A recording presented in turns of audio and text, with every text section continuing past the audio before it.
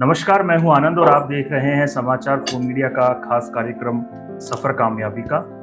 और आज हमारे इस कार्यक्रम में जो हमारे मेहमान हैं वो हैं वरिष्ठ पत्रकार और अमर उजाला के सलाहकार संपादक विनोद अग्निहोत्री जी। विनोद जी, हमें समय देने के लिए बहुत बहुत धन्यवाद और आपका स्वागत है। नमस्कार आनंद जी, आपका भी आभार कि आपने मुझे बुलाया। विनोद जी, एक लंबा सफर आपका पत्रकारिता का रहा है। 35 साल से ज्यादा आपने अपने जीवन के मीडिया जगत को दिए हैं। गणेश शंकर विद्यार्थी जैसा प्रतिष्ठित पुरस्कार आपको प्राप्त भी हुआ है। तो मैं चाहूंगा कि आप हमारे दर्शकों के लिए सबसे पहले अपने प्रारंभिक जीवन, यानी कि आपका जन्म कहाँ हुआ, आपकी शिक्षा कैसी रही, भाषाई संस्कार, इसके बारे में कुछ बताइए। देखिए, मेरा जन्म जो है कानपुर के निकट एक गांव में हुआ, और लेकिन मेरी जो शिक्षा दीक्षा लालन पालन है वो कानपुर शहर में हुआ। और कानपुर में एक जगह है कल्याणपुर, पहले कभी सबर्ब्स हुआ करता था, अब शहर का हिस्सा है। मैं वहीं पला बढ़ा। मेरे पिताजी सरकारी नौकरी में थे और मैं, परिवार हमारा वहीं रहता था। केंद्रीय विद्यालय IIT कानपुर से मेरी शुरुआती स्कूली शिक्षा हुई और 10th के बाद मैं दिनजी इंटर कॉलेज में पढ़ा 2 साल, जहाँ से राष्ट्रपति रामनाथ कोविंद जी भी पढ़े हैं, वो भी उसी कॉलेज से हैं। एक तरह से हम दोनों उस कॉलेज के अलुमनाई के सदस्य हैं। उसके बाद फिर मैंने ग्रेजुएशन और पोस्ट ग्रेजुएशन BA और MA ये मैंने किया VSSD कॉलेज, कानपुर विश्वविद्यालय का ही एक कॉलेज है, विक्रमाजीत सिंह सनातन धर्म कॉलेज। बहुत पुराना कॉलेज है, 1920 में उसकी स्थापना हुई थी और वहाँ का बड़ा प्रतिष्ठित कॉलेज है। और खास करके ह्यूमैनिटीज और कॉमर्स की पढ़ाई में वो वहाँ का नंबर 1 कॉलेज कानपुर का माना जाता था। वहाँ से मैंने राजनीति शास्त्र में MA किया। और उसके बाद मैं, चूंकि मेरे घर से बार बार एक तरह का आग्रह था पिताजी का कि मैं कॉम्पिटिटिव एग्जाम्स जो होते हैं ना, प्रतियोगात्मक परीक्षाएं, PCS, IAS, इनमें बैठूं। मेरी इच्छा कतई इनमें बैठने की नहीं थी। शुरू से मेरी इच्छा थी कि मैं MA के बाद PhD करूं या MPhil करूं और आगे पढ़ूं। उसके बाद मैं किसी यूनिवर्सिटी में पढ़ाऊं और एकेडमिक्स में जाकर के कुछ अच्छा रचनात्मक काम करूं और उसके साथ कुछ सामाजिक और राजनीतिक गतिविधियों में अपने को इंगेज करूं। राजनीतिक से मेरा मतलब पार्टी पॉलिटिक्स नहीं था, लेकिन वैचारिक जो काम है उस दिशा में। और इसलिए मैं हमेशा अपने पिताजी और अपने परिवार वालों के इस आग्रह का प्रतिकार करता रहता था, लेकिन फिर भी मेरे ऊपर दबाव था और मैं जवाहरलाल नेहरू विश्वविद्यालय में आ गया MPhil करने के लिए। और यहाँ स्कूल ऑफ इंटरनेशनल स्टडीज में जो ईस्ट एशिया डिवीजन है, उसमें चाइनीज स्टडीज में मैंने, चाइनीज लैंग्वेज नहीं, चाइनीज स्टडीज, यानी जिसमें चीन के राजनीतिक सामाजिक अध्ययन को मैंने प्राथमिकता दी और उस पर मैंने अपना MPhil किया। और खास करके माओ त्से-तुंग के बाद जो 10 साल का चीन था, उसमें माओ की नीतियां किस हद तक लागू की गई या किस हद तक छोड़ी गई, वो मेरा विषय था, उस पर मैंने अपना MPhil किया। उसके बाद उसी दौरान मैंने कभी नहीं सोचा था कि मैं पत्रकार बनूंगा, और पत्रकारिता मेरे सपनों में कभी थी भी नहीं कैरियर के रूप में। हालांकि दैनिक जागरण अखबार हमारे कानपुर शहर से निकलता है और मैंने एक बार, चूंकि लिखता पढ़ता मैं था शुरू से, लिखने पढ़ने का एक शौक था मुझे, तो मैं कभी कभी उसमें लेख भेज देता था, कभी कोई कहानी भेज दी। और उसी दौरान वहां पर एक बार सब एडिटर का इम्तहान भी हुआ, वो मैंने दे दिया, मैं सेलेक्ट भी हो गया, लेकिन मैं गया नहीं उसमें और मैं JNU चला आया MPhil करने। और बीच में एक छोटा सा कालखंड था जब मैंने national dairy development board Gujarat में आनंद में जाके वहां भी कुछ ट्रेनिंग ली थी उसकी, वो कुछ थोड़े समय के लिए। उसके बाद मैं JNU में आ गया और JNU में आने के बाद फिर मैंने जो है MPhil करना शुरू किया। अब पिताजी का बार बार आग्रह था कि तुम सिविल सर्विस का एग्जाम दो, भरो। मैं उसके लिए अप्लाई नहीं करता था। घर से मुझे पैसे मंगाने पड़ते थे खर्चे के लिए, हॉस्टल की फीस है, मेस का बिल है और रोजमर्रा के खर्चे थे। तो मुझे बड़ा अंदर से एक नैतिकता का एक बड़ा ग्लानि होती थी कि मैं अपने पिताजी से पैसे भी मंगा रहा हूँ और मैं मतलब उनके कहे को भी नहीं कर रहा हूँ। ये अनुचित है, ये नहीं मुझे करना चाहिए। मुझे अपने ऊपर, अगर मुझे अपने मन का करना है तो मेरे हॉस्टल में, JNU में ब्रह्मपुत्रा हॉस्टल में था, पूर्वांचल परिसर में। मेरे एक पड़ोसी थे गिरीश मिश्रा जी, अभी भी हैं वो पत्रकारिता में थे, नवभारत टाइम्स में, और वो PhD भी कर रहे थे। वो उसी हॉस्टल में रहते थे। वो आराम से दिन भर वो लाइब्रेरी में बैठते थे। शाम को 4 बजे के आसपास, वो थोड़ा पहले वो चले जाते थे टाइम्स ऑफ इंडिया बिल्डिंग में, सब एडिटर थे और वहाँ मिड शिफ्ट में रहते थे। और रात को करीब 11:30 पौने 12 बजे वो आते थे टाइम्स की गाड़ी से, और उसके बाद वो हम लोगों की गपशप होती थी। हमारे वो चूंकि विचारधारा में वैचारिक रूप से मैं भी गांधीवादी समाजवादी विचारधारा से प्रेरित रहा हूँ, वो भी उसी धारा से थे, तो हमारी उनकी काफी बातचीत होती थी और गपशप। तो मैंने उनसे कहा, मैंने कहा आपकी नौकरी बहुत अच्छी है, आप ऐसी नौकरी मुझे मिल जाए मेरा काम भी चलता रहे।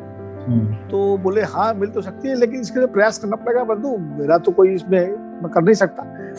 तो मैंने सोचा, तो मैं बहादुर शाह जफर मार्ग में अखबारों के दफ्तरों में गया, कोशिश की मिल जाए, लेकिन वहां कुछ बात बनी नहीं, किसी से कोई परिचय नहीं था, कोई संपर्क नहीं था, लोगों को पढ़ता लिखता था, लेकिन जो बड़े बड़े नामधारी संपादक थे उनसे मेरा कोई सीधा परिचय नहीं था। तो बात बनी नहीं। तो उन्होंने मिश्रा जी मुझसे कहा, गिरीश भाई ने, कि हमारे यहाँ साल में एक बार जगह निकलती है, एग्जाम होता है, और उस एग्जाम में अगर तुम बैठो और पास कर जाओ तो वो निकलने वाला है।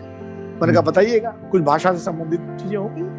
खैर मैं पास कर गया, वो टेस्ट पास कर गया। उसके बाद मेरा इंटरव्यू हुआ, बड़ा इंटरव्यू हुआ, बोर्ड इंटरव्यू था, काफी लोग बैठे थे उसमें।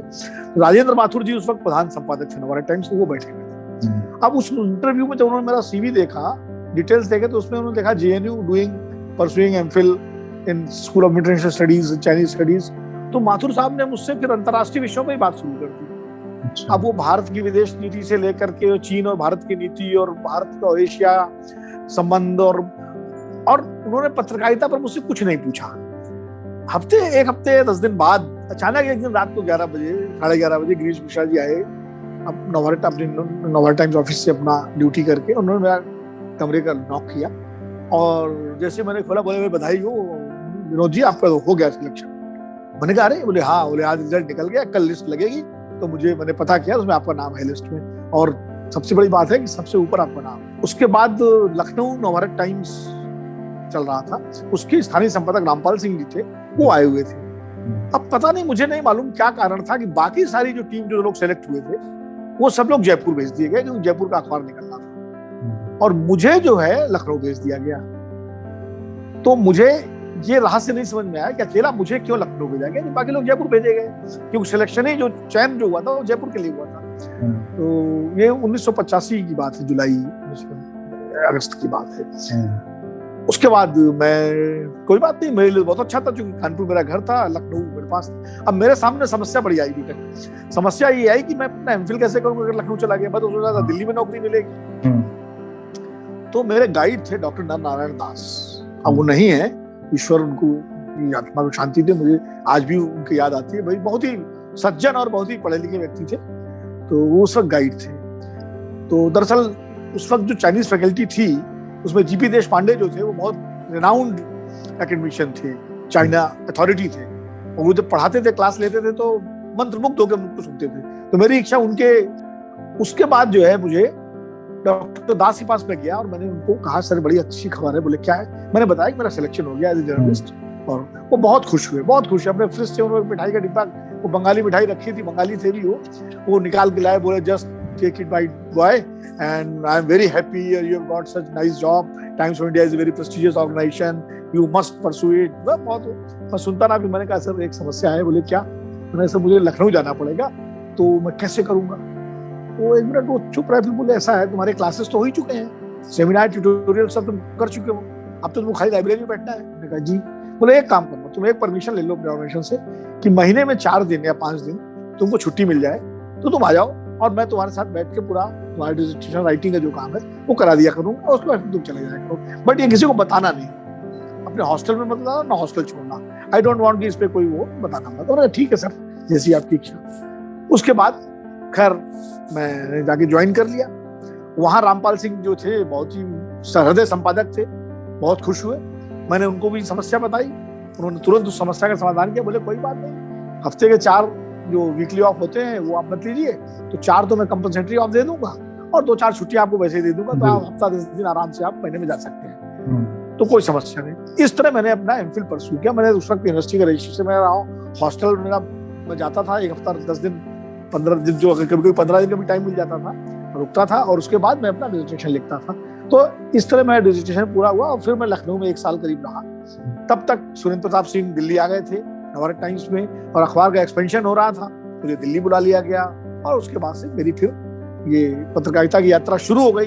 जब मैंने एमफिल कर लिया, तो फिर मुझे लगा कि पीएचडी करने की क्या जरूरत है, मेरे लिए तो यही नौकरी बनी थी। मेरा तो कैरियर ही यही है, मैं तो इसी के लिए बना हूँ। और मुझे इतना आनंद आने लगा इस व्यवसाय में, इस पेशे में, कि मुझे लगा मुझे कहीं कुछ नहीं करना। ना मैंने सिविल सर्विस का अटेम्प्ट किया, ना मैंने पीएचडी परसू की।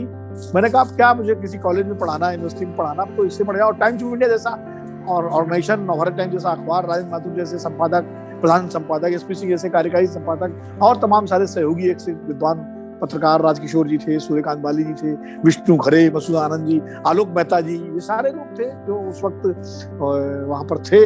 और सबके साथ मुझे काम करने का मौका मिलने लगा। फिर यहाँ से मेरी पत्रकारिता की यात्रा शुरू। नहीं सर, वाकई पहली नौकरी की जो आपने बात बताई वो काफी दिलचस्प है। बहुत कम लोग ऐसे होते हैं जिनके जीवन इस प्रकार से एक घुमाव आकर के उनको पहली नौकरी मिलती है। तो अगला सवाल मेरा यही था कि जैसे आपने बताया कि नवभारत टाइम्स में आपको पहली नौकरी, उसके बाद आपने नई दुनिया में काम किया, अमर उजाला के साथ काम किया, कई ब्रांड्स के साथ काम किया। तो मैं चाहूंगा कि संक्षेप में आप फिर उस यात्रा को बताएं कि नवभारत टाइम्स के बाद आपकी यात्रा कैसे आई। लेकिन नवभारत टाइम्स में मैंने करीब 13.5 साल काम किया है, लगभग 14 साल आप मान सकते हैं, 85 से लेकर 98 तक जुलाई। तो लखनऊ के बाद मैं दिल्ली आ गया था। दिल्ली में काफी मैंने काम किया। उस वक्त उत्तर प्रदेश संस्करण चल रहा था, उसका मैं प्रभारी भी रहा। फिर मुझे पश्चिमी उत्तर प्रदेश का फील्ड करस्पॉन्डेंट ब्यूरो चीफ बना करके मेरठ भेज दिया गया, स्टेशन कर दिया गया। वो मेरी पहली फील्ड पोस्टिंग थी और रिपोर्टिंग भी मेरी वहीं से शुरू होती है। उससे पहले मैंने डेस्क पे काम किया और बहुत काम करने का मौका मिला। करीब 3 साल में वहां रहा और पूरा पश्चिमी उत्तर प्रदेश, उत्तराखंड उस समय उत्तर प्रदेश का हिस्सा था। और ये सारे टिकैत का आंदोलन, वीपी सिंह का जन मोर्चा बनाना, अजीत सिंह का राजनीति में आना, मेरठ के दंगे, मुजफ्फरनगर के का वो दंगा पुराना, ये वाला नहीं, 2013 वाला नहीं, और पहले अलीगढ़। नंदन जी ने इन टीवी शुरू किया था, हिंदुजा ग्रुप का चैनल था। तो नंदन जी के आग्रह पर मैंने इन टीवी ज्वाइन कर दिया। वो क्यों ज्वाइन किया, क्या, वो भी लंबी कहानी हो जाएगी, इसलिए मैं उसको कट शॉर्ट करता हूँ। और इन टीवी चैनल जो है सिटी सेंट्रिक न्यूज चैनल था। मेरी टेलीविजन की यात्रा वहीं से शुरू होती है। और नंदन जी के साथ मैंने काम शुरू किया, क्योंकि नंदन जी नवभारत टाइम्स में भी रहे थे, वो दिनमान के भी संपादक थे। और नंदन जी को हम लोग बचपन से पढ़ते थे, तो उनको एक हमारे लिए कि सारे लोग जब जिनको पढ़ के आप बड़े हुए हैं, तो सपना जैसा था जिनके साथ आप काम कर रहे हैं। बिल्कुल। तो उसके बाद नंदन जी ने मुझे ले आए और मैं एज एग्जीक्यूटिव एडिटर मैंने वहाँ काम किया। और वहीं से फिर मैं अमर उजाला आया एज ए ब्यूरो चीफ। जब ये हिंदुजा ग्रुप ने अपना ऑपरेशंस खत्म की, वो इन टीवी का एक बड़ा प्रोजेक्ट था, वो नहीं चला, उससे बहुत सारे राजनीतिक और आर्थिक कारण थे। तो उसके बाद जब वो बंद हुआ प्रोजेक्ट पूरा, तो मैंने अमर उजाला ज्वाइन किया। और अमर उजाला में एज ए दिल्ली एडिशन का उदयन शर्मा जी मुझे लेके आए। उदयन जी के साथ मुझे काम करने का मौका मिला और उन्होंने मुझे दिल्ली की जिम्मेदारी दी। और उसके बाद जो है फिर अमर उजाला के बाद मैं जी न्यूज में गया, जी न्यूज में रहा मैं। और जी न्यूज के बाद फिर आलोक जी उस वक्त आउटलुक के संपादक हो गए थे। आलोक जी मुझे फिर आउटलुक लेके आए, वहां बतौर ब्यूरो चीफ मैंने आउटलुक में काम किया करीब 4-5 साल।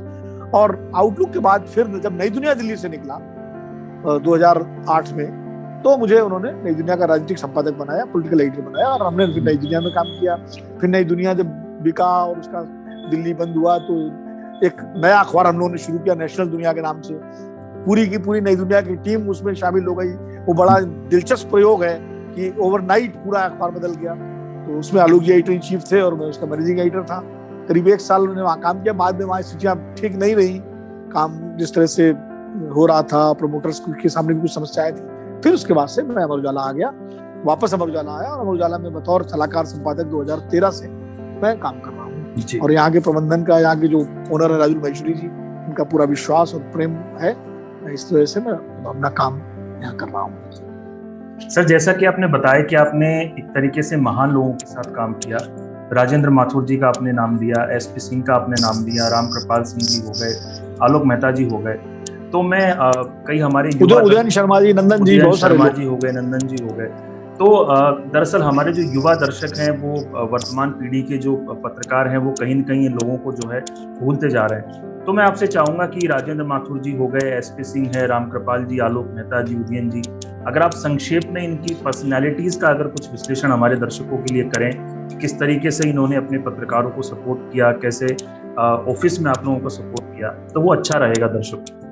बड़ा अच्छा सवाल है आपका। और वैसे मैं एक किताब भी लिख रहा हूँ जिसमें मैंने जिनके साथ काम किया है, उन सबकी पर्सनालिटी के सारे नाम है, इन सबका मुझे सहयोग है। मैं अगर बात करूँ तो राजेंद्र माथुर जी से अगर मैं शुरू करता हूँ, तो राजेंद्र माथुर जी मतलब मैं उनको पत्रकारिता का हिमालय मानूंगा, हिंदी पत्रकारिता का। और राजेंद्र माथुर जी बहुत कम समय, बहुत जल्दी उनका निधन हो गया, तो उसका नुकसान पूरी भारतीय पत्रकारिता को हुआ। माथुर साहब के साथ 2-3 चीजें बहुत महत्वपूर्ण थी। पहली बात तो थी कि उनके अंदर कोई पूर्वाग्रह नहीं था, न व्यक्ति को लेके, न विचारधारा को लेके, न राजनीति को लेकर के, किसी वैचारिक कोई किसी तरह का पूर्वाग्रह नहीं था, कोई जातिगत पूर्वाग्रह नहीं था, कोई क्षेत्रगत, कोई भाषा का कोई पूर्वाग्रह नहीं। वो आदमी को, व्यक्ति को, उसकी क्षमता, उसकी योग्यता के हिसाब से उसको कर, और वो नए लोगों को आगे बढ़ाने का उनके अंदर बहुत था। हम सब उस वक्त युवा थे, बहुत सारे हमारे साथी जो थे, और हम लोगों को बुला करके बताया करते थे कि कैसे करना है, क्या करना है। जैसे उनको मालूम था मैं जेएनयू से इंटरनेशनल स्टडीज का हूँ, तो मुझे अंतर्राष्ट्रीय विषयों पर बहुत वो कहते थे तुम लिखा करो विनोद, इस पे करो, और मुझे मेरठ भेजने का। और सबसे बड़ी बात थी कि अपनी आलोचना भी वो सुनते थे। मैं एक छोटी सी घटना बताता हूँ कि एक बार राजेंद्र यादव जी की पत्रिका हंस में माथुर जी पर एक आर्टिकल छपा और उसमें उनकी बड़ी आलोचना की गई थी। वो पढ़ने के बाद हम सब लोग आपस में खुशबुश कर रहे थे। अचानक हमने देखा कि जो हमारे यहाँ एक सहायक थे माथुर जी के, नथु सिंह जी, उन्होंने वो पूरा आर्टिकल जो माथुर जी का था उसको बाकायदा नोटिस बोर्ड पे पेस्ट किया, और माथुर साहब ने उसमें हाईलाइटर से हाईलाइट किया हुआ था जहां जहां उनकी आलोचना थी, और नीचे लिखा हुआ था कि सभी संपादकीय साथियों से अनुरोध है कि इसको अवश्य पढ़ें। हम लोग डर रहे थे कि कैसे आपस में बात करें इस विषय पर, हमारे प्रधान संपादक के बारे में आलोचना की गई है, और उन्होंने ये था उनका लोकतांत्रिक आग्रह। मुझे नहीं लगता कि कोई इतना बड़ा लोकतांत्रिक आग्रह किसी और के साथ था। ये है, बाकी बहुत विस्तार से बताने में बड़ा समय लग जाएगा, लेकिन आपको माथुर साहब, और लेखनी तो उनकी गजब की थी, जबरदस्त लिखी। उनके लिखे हुए लेख अगर आप संकलन छापे भी गए हैं, मुझे लगता है सारे नए पत्रकारों को राजेंद्र माथुर जी के लेख पढ़ने चाहिए। और समय से अपने कितना आगे थे वो बहुत जबरदस्त था। जैसे वो कांग्रेस के बारे में उन्होंने लिखा था कि कांग्रेस जो है इस देश की सर्वानुमति है, उसका प्रतीक है। उसमें लेफ्ट भी है, राइट भी है, सवर्ण भी है, अवर्ण भी है, हिंदू भी है, मुसलमान भी है, उत्तर भी है, दक्षिण भी है, पूरा पश्चिम सब है, गरीब भी है, अमीर भी है। तो और उनका अगला वो कहते थे कि कांग्रेस का ध्वंस देश को 1947 में पहुंचा देगा। अब आप देखिए, पहुंचा देगा। अब कितने दूरदर्शी थे। कई बार हम लोग उनसे, हमारे बड़े कुछ मुद्दों पे हम लोगों के बड़े मतभेद होते थे, क्योंकि हम लोग उस वक्त युवा पत्रकार थे और बड़ा वैचारिक आग्रहों को लेकर बहुत सख्त होता था। लगता था अरे, जब राजीव गांधी के खिलाफ बोफोर्स को लेकर के पूरा विपक्ष एकजुट था, पूरा मीडिया उस वक्त राजीव गांधी के खिलाफ लगभग था, तब राजेंद्र माथुर साहब जो है जो लिख रहे थे तो लगता था राजीव गांधी के पक्ष में लिख रहे हैं। लेकिन बाद में जो उन्होंने लिखा वो बाद में आगे जाके साबित हुआ। तो बहुत सारी चीजें थी। पंजाब पर जो उन्होंने, जो उनके आर्टिकल थे कि यहाँ तक उनको धमकियां आई खालिस्तानी आतंकवादियों की तरफ से, और दिल्ली पुलिस ने उनको सुरक्षा देने की पेशकश की, उन्होंने मना कर दिया। उन्होंने कहा जिस दिन कोई संपादक या कोई पत्रकार अपने साथ एक सुरक्षा कार्ड लेके चलेगा, उस दिन उसको पत्रकारिता छोड़ देनी चाहिए। आज वह नामधारी बड़े बड़े लोग हैं, वो सरकार से आग्रह करते हैं कि हमें जेट सिक्योरिटी दे दीजिए, जेट प्लस सिक्योरिटी दे दीजिए। तमाम सारे लोग हमारे मीडिया में हैं। तो ये फर्क है। दूसरा, सुरेंद्र प्रताप सिंह ने, राजेंद्र माथुर और सुरेंद्र प्रताप सिंह दोनों ने पीढ़ियां बनाई। सुरेंद्र प्रताप सिंह को हम रविवार के जमाने से पढ़ते थे, जानते थे, और मुझे बड़ा गर्व हुआ जब सुरेंद्र प्रताप सिंह के साथ मुझे काम करने का मौका मिला। वो मुझे बिल्कुल छोटे भाई की तरह बात थे, मैं उन्हें भाई साहब कहते थे। और मुझे शुरुआती दौर में जितनी तरक्की है, जितना मौका मिला, वो उनकी वजह से था। उन्होंने मुझे बहुत आगे बढ़ाया। और सबसे दिलचस्प बात यह है कि तमाम सारे जो सामाजिक सरोकार थे, उन सरोकारों को लेकर के उनके बहुत जबरदस्त आग्रह थे और उनको बहुत प्रमोट करते थे। और इसीलिए उस दौर में नवभारत टाइम्स में आप देखिए, माथुर साहब ने पूरा एक गुलदस्ता बनाया हुआ था, और एसपी सिंह ने एक पूरी टीम बनाई हुई थी जिसमें हर तरह के लोग थे। उसमें खाटी संघ समर्थक सूर्यकांत बाली भी थे, तो बिल्कुल वामपंथी विष्णु खरे भी थे, तो समाजवादी विचारधारा वाले राजकिशोर भी थे। इस तरह के लोग थे। ऐसे ही टीम ब्यूरो में राम बहादुर राय कुछ समय रहे, पंकज शर्मा जो कांग्रेस के बहुत करीब थे, बाद में कांग्रेस पार्टी में, अरुण रंजन, संजय पुगलिया, शैलेश, बहुत सारे ऐसे लोग थे। पूरी टीम थी। हमारी जो बाद में रिपोर्टर्स की टीम थी, जयशंकर गुप्ता, हम, ओम प्रकाश तपास, बहुत सारे लोग, मतलब हर तरह के लोग थे। तो मैं कह रहा हूँ कि एक पूरा कॉम्बो था। और एसपी सिंह और राजेंद्र माथुर के बीच में इतनी बढ़िया अंडरस्टैंडिंग थी। बहुत सारी कहानी किससे लोग बताते हैं उनको आपस में लेकर के, बड़े लोगों के बीच में मतभेद भी होते हैं, लेकिन मुझे लगता है कि बहुत बढ़िया वो उस वक्त का समन्वय था। मैं उदयन जी की बात करता हूँ। उदयन जी के साथ मुझे काम करने का मौका मिला।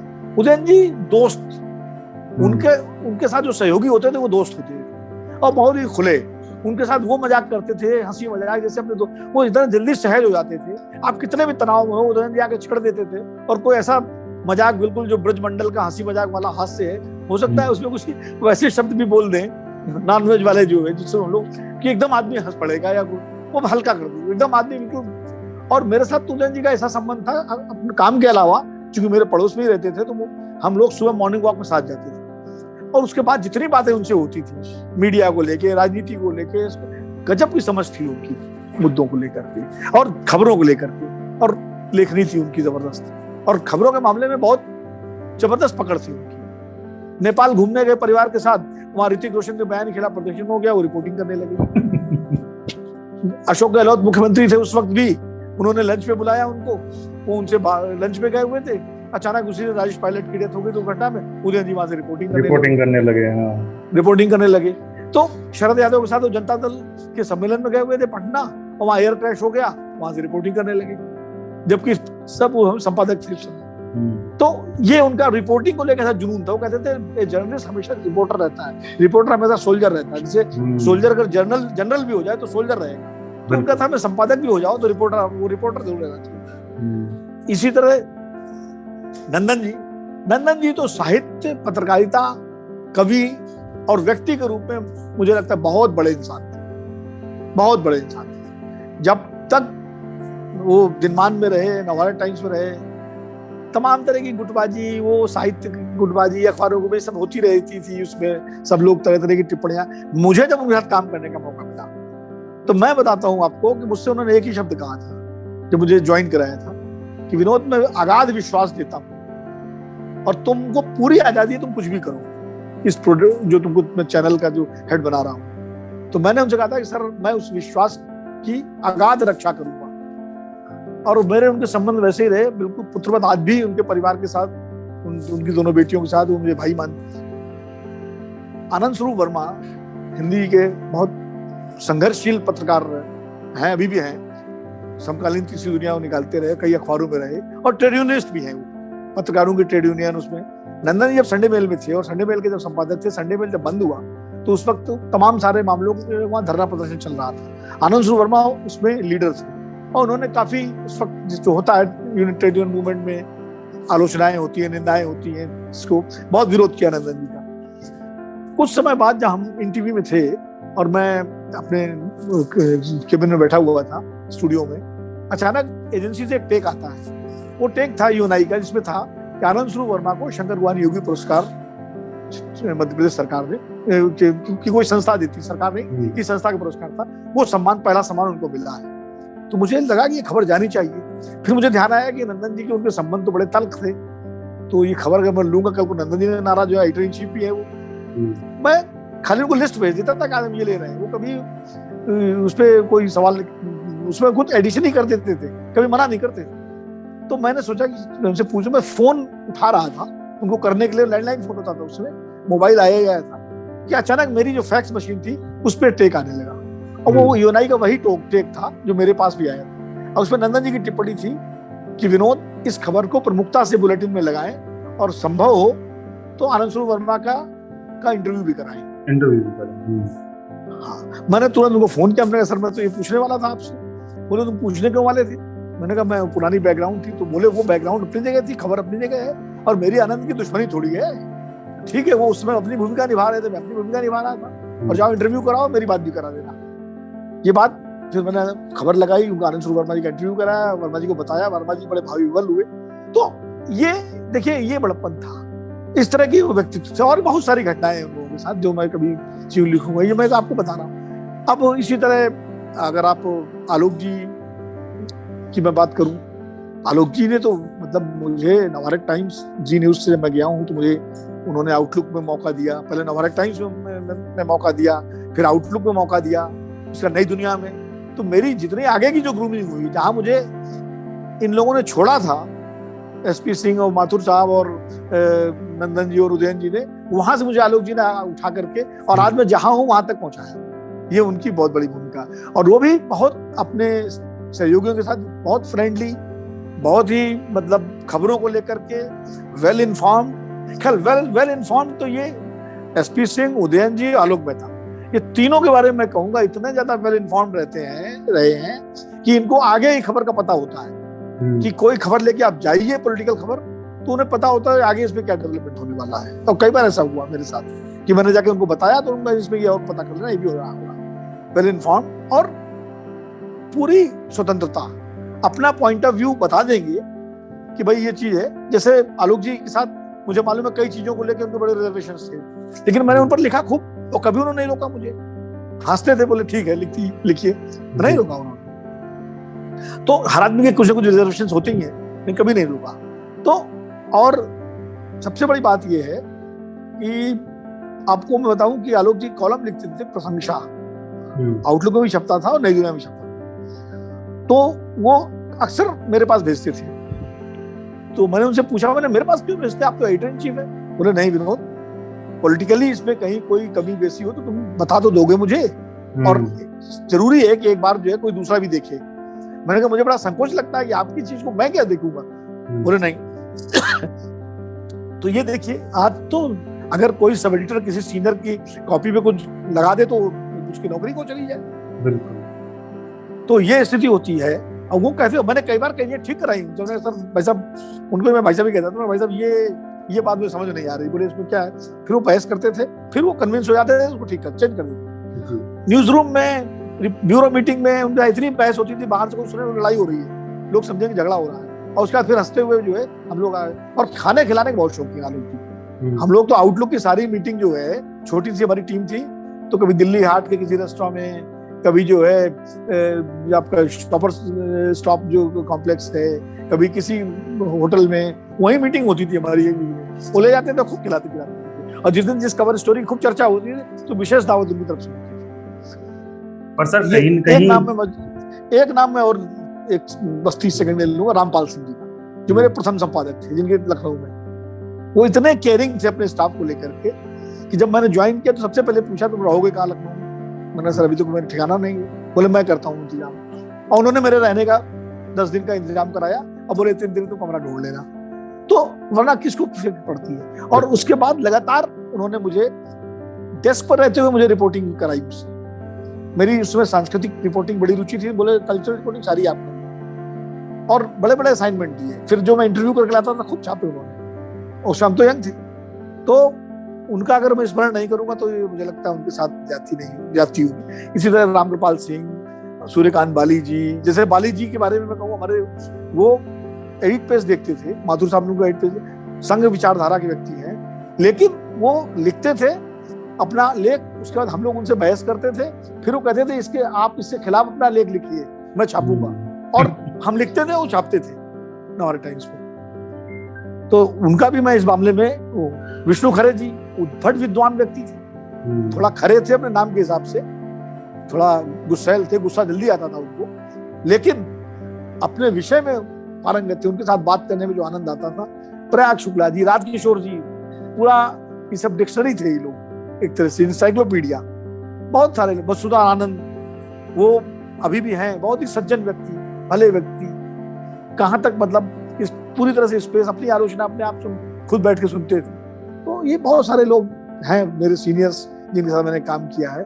शैलेश जी जो हमारे चीफ रिपोर्टर थे, तो उन्होंने भी बहुत, उनके साथ मौका लगा काम करने का बहुत। तो अब मैं किसका नाम गिनाऊं, किसका छोड़ूं।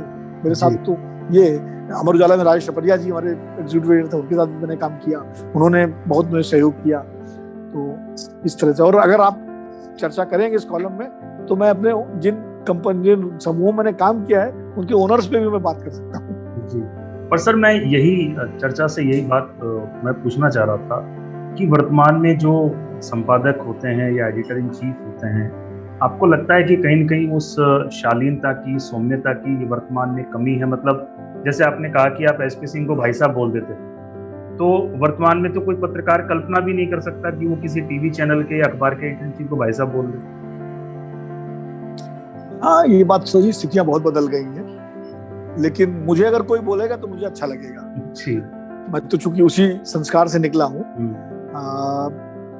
और मुझे सर शब्द बोलना बड़ा अटकता है पत्रकारिता में, कम से कम, क्योंकि हम लोग माथुर साहब बोलते थे या माथुर जी बोलते थे, राजेंद्र माथुर जी को। सर मुंह से निकलते ही नहीं थे। सर मुझे कुछ औपनिवेशिक सा लगता है, ये मतलब जो है कि अब अच्युतानंद मिश्रा जी के साथ में वो हमारे विद्यानिवास जी थे, हम लोग उनको मिश्रा जी कहते थे, कभी सर निकला ही नहीं। विद्यानिवास जी इतने बड़े विद्वान थे, हमारे टाइम संपादक रहे वो 2 साल, अच्युता जी हमारे कार्यकारी संपादक रहे, तो उनको मिश्रा जी कहते थे।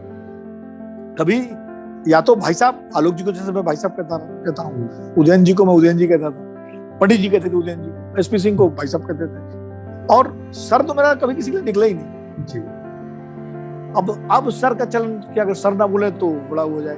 तो आप सही कह रहे हैं, अब न्यूज रूम का कल्चर बदल गया है, न्यूज रूम की संस्कृति बदल गई है। अब न्यूज रूम टोटली कॉर्पोरेटाइज हो गए। आप किसी भी न्यूज रूम में जाइए, चाहे अखबार का न्यूज रूम हो, चाहे टेलीविजन चैनल का हो, लोग अपने अपने क्यूबिकल्स में तक सीमित होकर उसी में कंप्यूटर में सिर झुकाए आपको मिलेंगे, शांति के साथ, कहीं कोई चर्चा नहीं हो रही। हम लोग जब नवभारत टाइम्स के न्यूज रूम में होते थे तो कोई खबर आती थी जरा सी तो पूरा न्यूज रूम उत्तेजना से भर जाता था, अरे ये हो गया, सब एक दूसरे में क्या हो सकता है, ये हो सकता है, वो हो सकता है, क्या नहीं हो सकता। मैं आपको घटना बताता हूँ,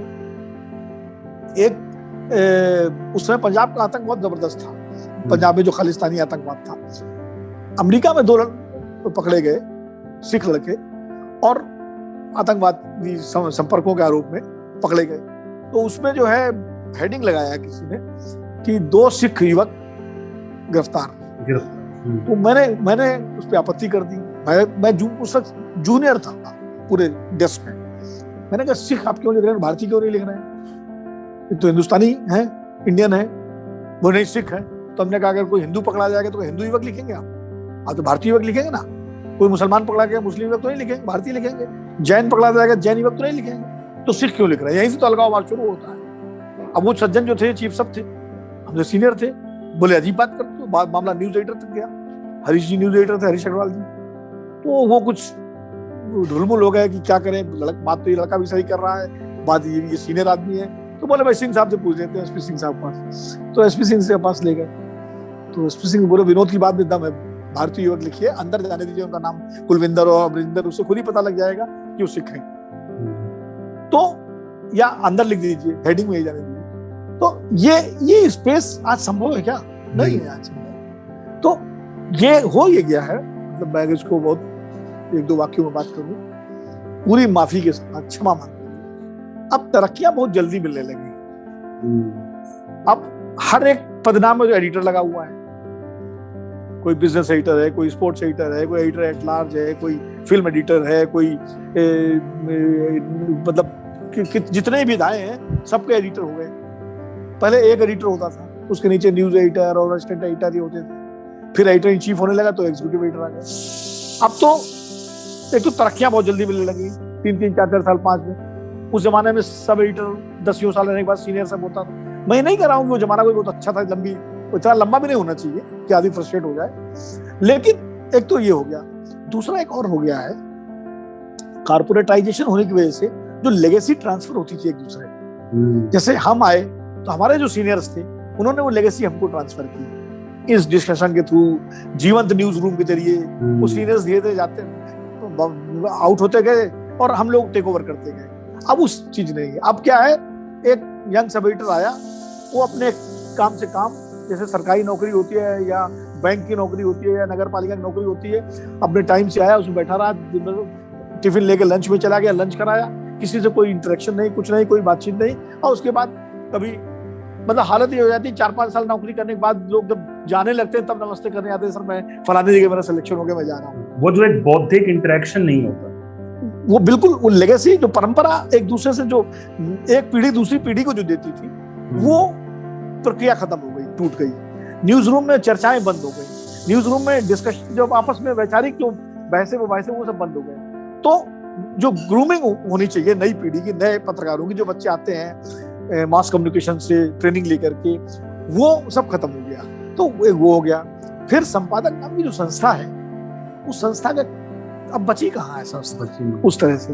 अब संपादक, एडिटर हैज बिकम मैनेजर।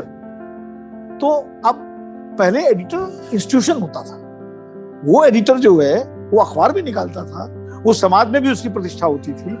आज आप किसी से पूछ लीजिए कि टाइम्स ऑफ इंडिया का एडिटर कौन है, हिंदुस्तान टाइम्स का एडिटर कौन है, नवभारत टाइम्स का एडिटर कौन है, इंडियन एक्सप्रेस का एडिटर कौन है, नहीं बता पाएंगे। हिंदू का एडिटर कौन है, लोग नहीं बता पाएंगे। क्योंकि पहले गिरिलाल जैन का नाम उंगलियों पे था, दाविंद्र माथुर उंगलियों पे, प्रभाष जोशी उंगलियों पे, एस पी सिंह, उधर सबके नाम होते थे। मृणाल पांडे हिंदुस्तान में है, आलोक मेहता हिंदुस्तान में है, सब लोग रहते थे नाम, नंदन जी वहां है। तो वो इंस्टीट्यूशन खत्म हो गए, तो एडिटर ही नहीं बचे अब तो। और उन एडिटर्स को नौकरी का संकट, असुरक्षा नहीं होती, मुद्दों पर वो स्टैंड भी लेते थे। तो टोटल कॉर्पोरेटाइजेशन हो गया मीडिया का, और उसी के हिसाब से उसका पूरा वर्क कल्चर, कार्य संस्कृति बदल गई। हम लोग भी अब एक मतलब एक तरह से आप कह सकते हैं कि अब पारी हम लोगों की जो सक्रिय पत्रकारिता किया वो है, वो अपने आखिरी उसमें दौर में है। उसके बाद दूसरे लोग टेक ओवर करेंगे। तो मेरा कहने का मतलब ये है कि अब जो है पत्रकारिता, मैं देखिए मैं अतीत जीवी नहीं हूं कि मैं ये मानूं कि सब कुछ पहले बहुत अच्छा था और आज खराब है, ऐसा भी नहीं है। बहुत सारी चीजें आज भी बेहतर हुई हैं, कम से कम सेवा शर्तें अच्छी हुई हैं, कम से कम जो है तनख्वाहें ठीक मिलने लगी हैं, एक्सपोजर बढ़ गया है, सुविधाएं बढ़ गई हैं, इंटरनेट से जो है सूचना का पूरा बहुत बढ़ गया।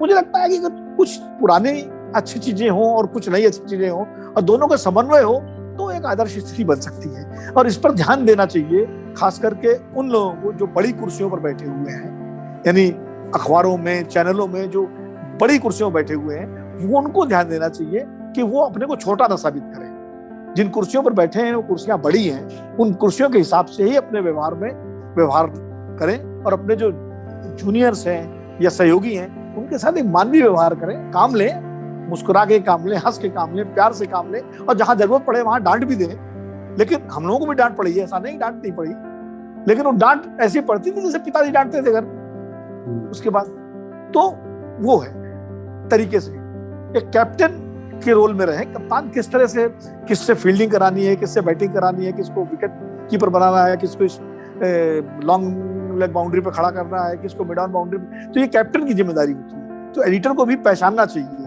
कि हमारी टीम में कौन आर्टिकल अच्छी लिख सकता है, कौन रिपोर्टिंग अच्छी कर सकता है, कौन खेल का काम अच्छा कर। बहुत सारा टैलेंट हमारा इसलिए खत्म हो रहा है इस समय कि मान लीजिए एक सब एडिटर आ गया, अब उसकी अभिरुचि है फिल्म में, लेकिन वो फिल्म का काम नहीं कर रहा है क्योंकि कोई सज्जन है जो फिल्म एडिटर है वो किसी और को नहीं करने देते। कोई स्पोर्ट्स पे लिखना चाहता है लेकिन जो स्पोर्ट्स एडिटर है वो चाहते हैं नहीं कोई दूसरा नहीं लिखे। तो ये एडिटर की जिम्मेदारी है कि ठीक है जो स्थापित लोग हैं वो अपना काम करें, लेकिन नए लोगों को भी तो निकालिए, वरना नए लोग कहाँ से आएंगे? हम लोगों को भी तो पुराने लोगों ने निकाला ना।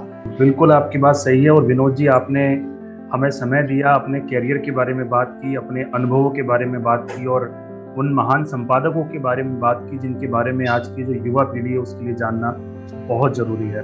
तो आपने हमें समय दिया, इसके लिए आपका एक बार फिर पूरी समाचार फोम मीडिया की टीम की ओर से मैं आपका धन्यवाद करता हूँ।